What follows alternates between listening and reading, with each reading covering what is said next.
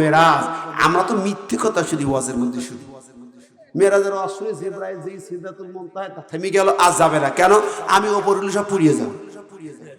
শুনি না ওয়াজ, এসব ভুয়া মিছি কথা, ভুয়া মিছি কথা। আরে কে কইছে? আল্লাহু আকবার।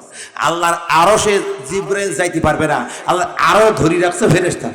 ইহমিলুনাল আরশা, কোরআন বলছে সূরা মুমিন ৭ নম্বর আয়াত। ওই আরশটা, আল্লাহর আরশটা আছে ফেরেশতাদের পিঠের উপরে গাড়ি দেবে।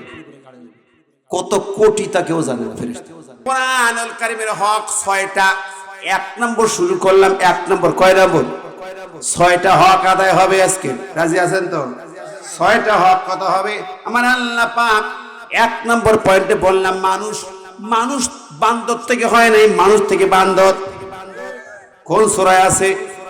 সূরা বাকারা আল্লাহ বলেন ওয়ালাকাদ আলিমতুল্লাযীনা আতাদাউ মিনকুম ফিস সাবতি ফাকুলনা লাহুম কুনু কিরাদাতান খাসিঈন।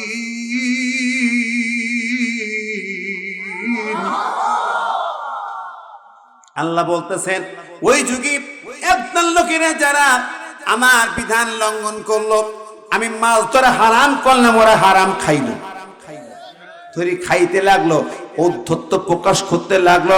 আল্লাহ তা হারাম করতে, সেটা যখন আপনি খাবেন, যেমন আল্লাহ সুদ ঘুষ হারাম করছে, যারা সুদ আর ঘুষ খায় কিয়ামতের মাঠে তারা শূকর আর বান্দর হয়ে জাহান্নামে যাবে।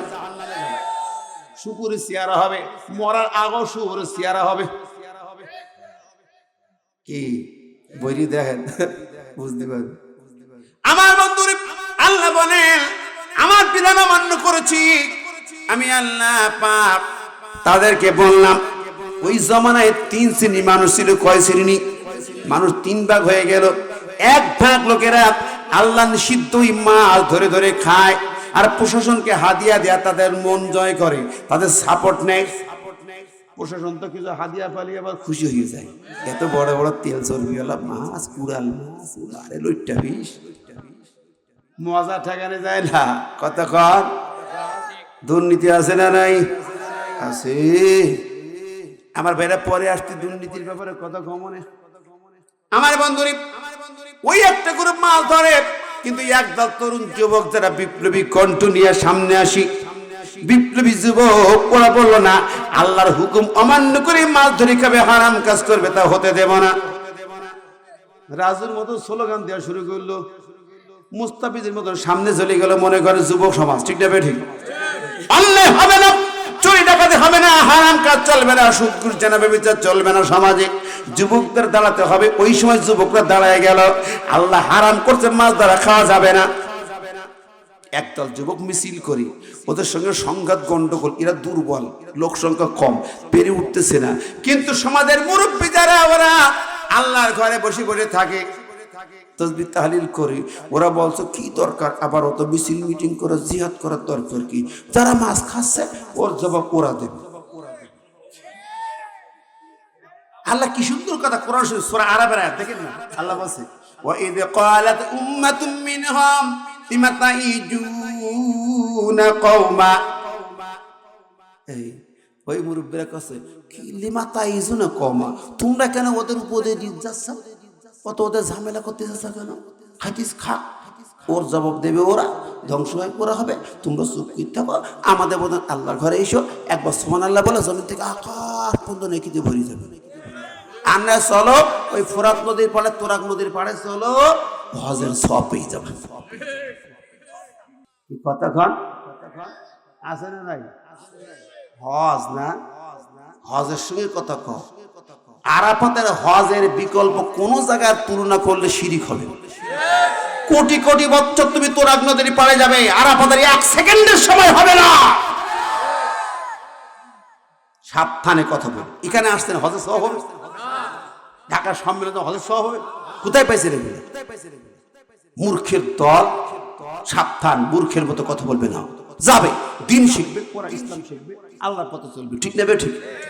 আমার ভাই বন্ধুরা, সস্তা নির্দেশনা ওই মুরব্বীরা বলছে ওসব দরকার নেই, আমাদের মতো চুপ থাকা, আল্লাহ বিলি করো, দিনকাল খারাপ। কতক্ষণ? যারা অন্যায়ের প্রতিবাদ করে না, দিনকাল খারাপ বলে মসজিদে ঢুকে তসবিহ টিপি করে, এগুলো টাটকা তাজা নির্ভেজাল মুনাফিক, স্পেশাল মুনাফিক। কতক্ষণ না কেন? এবং ওরা ক্ষতিগ্রস্ত কেমন হবে এই ঘটনা শুনেন। আল্লাহ পাক যখন বললেন কুনু কিরাদাতান খাসিন, যারা আমার জমিনে আমার নিয়ামত ভোগ করে আমার হুকুম লঙ্ঘন করে মাছ ধরে খাইছো, হারাম কাজ করছো, সব বান্দর হয়ে যা। এখন বান্দর হইলো কারা কারা? আল্লাহ এখানে বলছে, ওই সূরা আরাফে বলে দিয়েছেন, দেখুন ফালাম্মা নাসু মা যুকিরু বিহি আনজাইনাল্লাযীনা ইয়ানহাউনা আনিস সূ।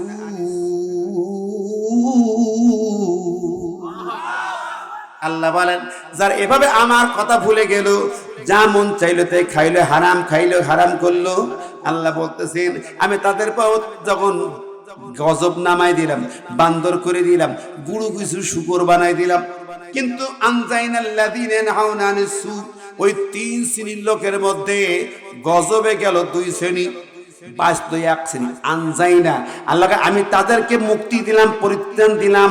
আল্লাযীনা ইয়ানহাউনা আনিস সূ, যারা অন্যায় কাজের প্রতিবাদ করেছিল, নিষেধাজ্ঞা জারি করে মিছিল করেছে, জিহাদ করেছে, আমি তাদেরকেই কেবল বাঁচায় রাখলাম।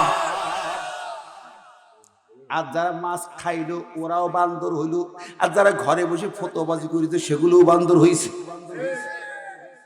কোরআন কি বলে? আমার ভাইরা, আজকের যুগে যদি এই পয়দার মানুষ আছে না নাই? এখনো 3 প্রকার আছে না নাই? যারা হারাম খায়, আকাম করে, যা খুশি তাই করে, 1 শ্রেণীর লোক আছে না নাই? আবার একদল মর্দে মুজাহিদ, সংখ্যায় কম, দুর্বল, তারপর জিহাদের পথে আছে না নাই? আবার একদল মুরব্বিয়ানা, দরবারওয়ালা কিংবা গাট্টিওয়ালা, তারা কয় না ওসব তালে নেই, এসব তসবিহ করি, আল্লাহ বিলি করি, জিকির করি। আছে না নাই? আছে। বন্ধুরা আমার ভাইরা, মিলাই নেন।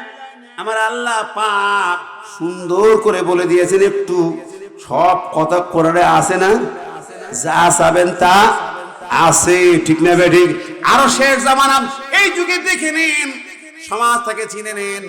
হাদিস পড়তে পড়তে দেখি সেদিন তিরমিজির ভিতরে বর্ণনা, আল্লাহর নবী বলেন শেষ জামানা, এখন যে যুগ জামানা পড়ছে এর উপরে তিনি বলেছেন ইজা ফায়াত উম্মতি খামসা আশরাতা খাসলাতান হাল্লা বিহাল বালা ফাকিলা ওয়া হুন্না ইয়া রাসূলুল্লাহ قال إذا كان الفيء دوالا والأمانة مغنما والزكاة مغرما وتعلم لغير الدين وأتى الرجل امرأة وكا أمة وبر صديقا وصفى أبا وظهرت الأسعد في المساجد وصحاد القبيلة فاسقهم وكان زعيم القوم أرذلهم وكان أكرم الرسول مخافة شره واتخذت القينة والمعازف وشربت الخمور فليرتقب عند ذلك ريحا حمرا وزلزلا وخسفا ومسكا